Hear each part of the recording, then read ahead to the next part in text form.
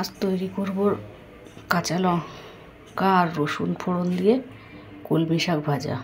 আমি এখানে লঙ্কা আর কলমি শাকগুলো কেটে ভালো করে ধুয়ে রেখেছি। এখানে নিয়েছি একটি কড়াই, গরম হচ্ছে, দিয়ে দিলাম সামান্য সরিষার তেল,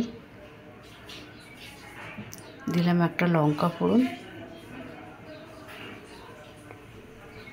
আর কয়েক কোয়া রসুন থেতো করে। রসুন আর শুকনো লঙ্কাটা ভালো করে ভেজে নিতে হবে। ভেজে নেওয়ার পরে আমি কুচানো কলমি শাকগুলো দিয়ে দেবো। কুচানো কলমি শাকগুলো দিয়ে ভালো করে নাড়াচাড়া করে নিয়ে এর ভেতরে নুন আর হলুদ আমি দিয়ে দেবো।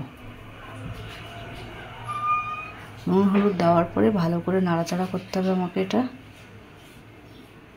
কলমি শাকটা ভাজা ভাজা হবে।